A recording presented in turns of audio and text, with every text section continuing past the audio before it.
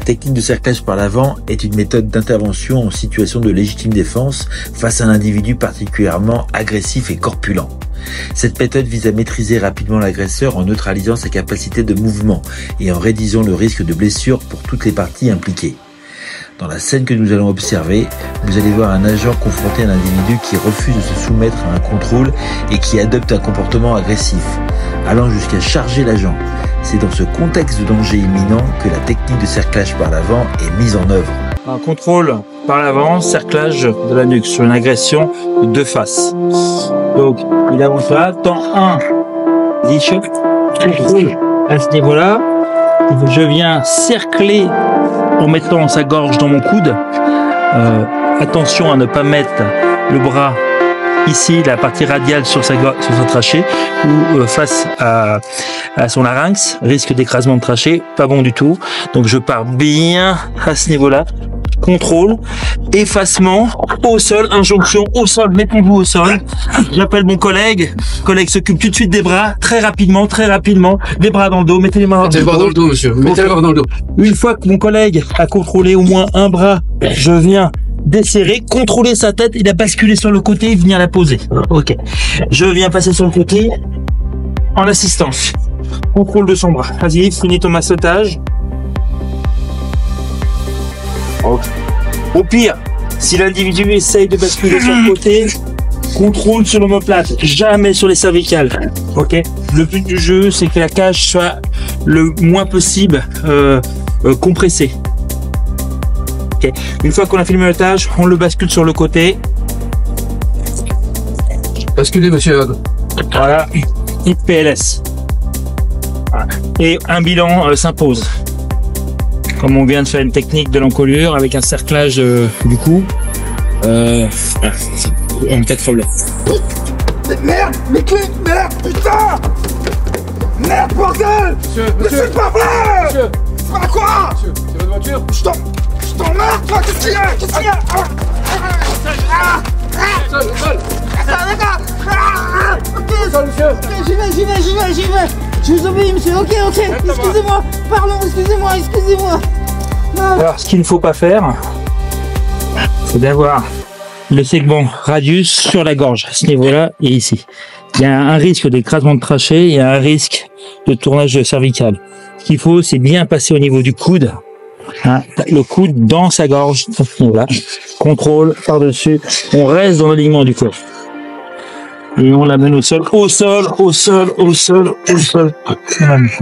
Pendant que le collègue s'occupe tout de suite de bien récupérer les mains.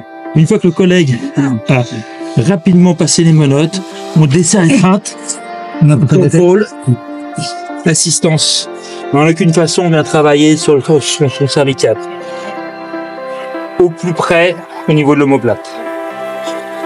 L'idéal, bien sûr, c'est de contrôler ici à ce niveau-là. Et on laisse la partie supérieure des voies aériennes continuer à ventiler. Temps, contrôle. Abaissement, protection. Je reste dans l'alignement de son rachis. Cerclage du cou en préservant sa gorge, en mettant bien sa gorge dans mon coude à ce niveau-là. Verrouillage. De là, je mets mon poids pour l'emmener au sol. Allez, au sol. Je donne les ordres. Au sol. Je contrôle. Mon collègue passe tout de suite. Main dans le dos. Mettez les mains dans le dos.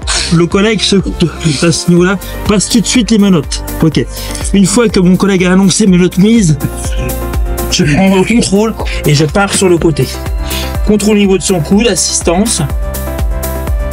Au pire, on met une pression au niveau de l'omoplate. Si vraiment on arrive, il cherche à basculer, mais sinon on reste sur le côté. Pour lui permettre de continuer à ventiler et ne pas avoir la cage thoracique qui est écrasée au sol.